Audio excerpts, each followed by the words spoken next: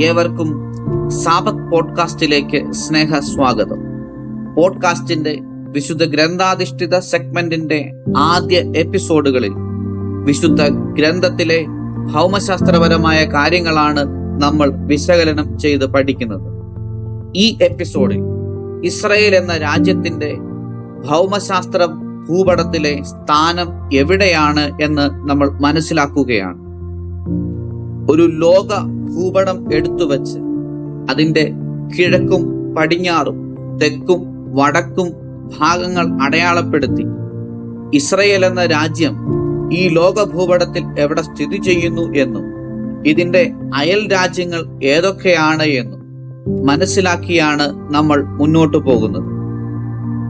Israel എന്ന പദം ഈ എപ്പിസോഡിൽ ഉപയോഗിക്കുമ്പോൾ അതിന് രണ്ട് അർത്ഥങ്ങളാണ് ഉള്ളത്. ഒന്നാമതായി ഇപ്പോൾ നിലവിലുള്ള ഇസ്രായേൽ എന്ന രാജ്യം, രണ്ടാമതായി ബൈബിൾ സംബന്ധമായ കാര്യങ്ങൾ സംഭവിച്ച കാനാൻ നാട് എന്ന പ്രദേശം. ബൈബിൾ എന്നത് യഥാർത്ഥ സംഭവങ്ങളുടെ ശേഖരമാണ്. അത് സാങ്കല്പിക കഥകളോ അതിലെ വ്യക്തികൾ സാങ്കല്പിക കഥാപാത്രങ്ങളോ അല്ല.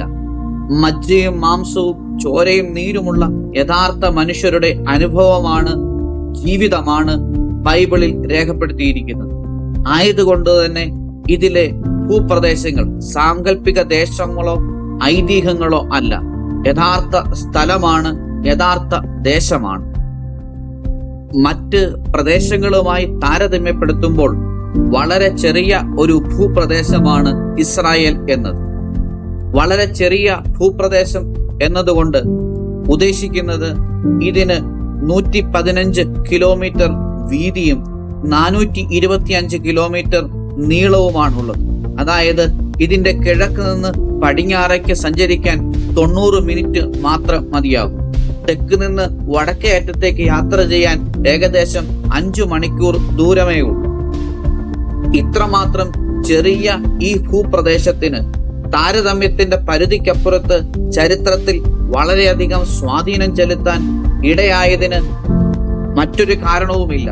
എസെക്കിയേൽ പ്രവാചകന്റെ പുസ്തകം 5-ാം അധ്യായം 5-ാം വാക്യത്തിൽ വായിക്കുന്നു, ഇതാണു ജെറുസലേം, ജനതകളുടെയും രാജ്യങ്ങളുടെയും മധ്യേ ഞാൻ അവളെ സ്ഥാപിച്ചു എന്ന്. ഇസ്രായേൽ എന്ന ജനത്തിലൂടെയും ദേശത്തിലൂടെയും ദൈവം തന്നെ ലോകത്തിനും ജനതകൾക്കും വെളിപ്പെടുത്തുന്നു എന്ന്. ഈ ദേശത്തെ സംഭവങ്ങൾ യഥാർത്ഥ ദൈവത്തിലേക്ക് നമ്മെ നയിക്കുകയാണ്.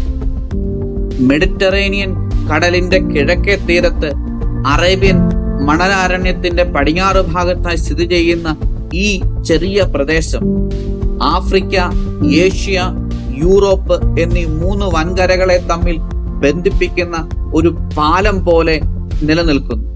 പുരാതന ലോകത്തിലെ 2 നാഗരികതകൾ മെസപ്പൊട്ടോമിയയും ഈജിപ്തും തമ്മിൽ ബന്ധത്തിലായിരിക്കുന്നത് ഈ ഒരു പ്രദേശം വഴിയാണ്.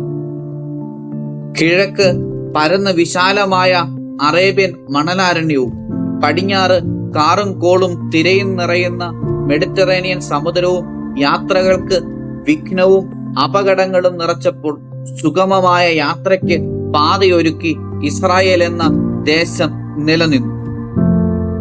അതുകൊണ്ട് തന്നെ ഏഷ്യയിലെയും ആഫ്രിക്കയിലെയും പല സാമ്രാജ്യങ്ങളാലും കൊള്ളയടിക്കപ്പെടുവാൻ ഇടയായ ഒരു ദേശമാണ് ഇസ്രായേൽ എന്നത്. തങ്ങളുടെ സാമ്രാജ്യത്തിന്റെ സൈനികവും രാഷ്ട്രീയവും സാമ്പത്തികവുമായ വളർച്ച സ്വപ്നം കാണുന്ന ചക്രവർത്തിമാർ എന്നും ഈ ദേശത്തേക്ക് കടന്നു കയറുമായിരുന്നു.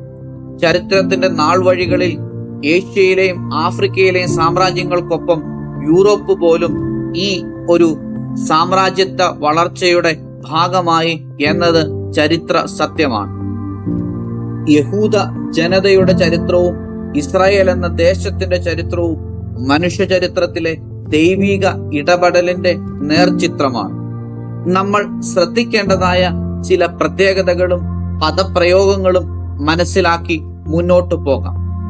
മെസപ്പൊട്ടോമിയയിൽ നിന്നും കാനാൻ നാട്ടിലേക്ക് പലായനം ചെയ്ത പൂർവപിതാവായ അബ്രഹാം സഞ്ചരിച്ചതായ പാത, ഈ ദേശം ഒരു വിഹഹ വീക്ഷണത്തിൽ ചന്ദ്രക്കല പോലെയാണ് കാണപ്പെടുന്നത്. ആയതുകൊണ്ട് ആംഗലേയ ഭാഷയിൽ ഇതിനെ ഫെർട്ടൈൽ ക്രസന്റ് എന്ന് വിളിക്കുന്നു.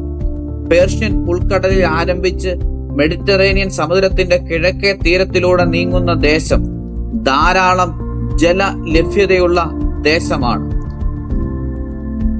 ഫെർട്ടൈൽ ക്രസന്റിനെ നമുക്ക് രണ്ടായി തിരിക്കാം. ഒന്ന്, നദികൾക്കിടയിലുള്ള നഗരം എന്ന് വിശേഷിപ്പിക്കപ്പെടുന്ന മെസൊപ്പൊട്ടേമിയ. മെസൊപ്പൊട്ടേമിയ എന്ന വാക്കിന്റെ അർത്ഥം തന്നെ നദികൾക്കിടയിലുള്ള ദേശം എന്നാണ്. യൂഫ്രട്ടീസും ടൈഗ്രീസും ആണ് ഈ രണ്ട് നദികൾ. മറ്റൊരു സ്ഥലമാണ് കാനാൻ നാട്. ചുരുക്കം കാലയളവിൽ സ്വതന്ത്രമായും മറ്റവസരങ്ങളിൽ ഈജിപ്തിന്റെ സാമ്രാജ്യശക്തിക്ക് അധീനപ്പെട്ടു. ചില അവസരങ്ങളിൽ ബാബിലോണിയൻ സാമ്രാജ്യശക്തിയോട് ചേർക്കപ്പെട്ടു. മറ്റവസരങ്ങളിൽ യൂറോപ്പിൽ നിന്നുള്ള റോമൻ ആധിപത്യത്തിന് അടിപ്പെട്ടും കഴിഞ്ഞിരുന്ന കാനാൻ നാട്ടിലാണ് ഇസ്രായേൽ എന്ന ദേശം.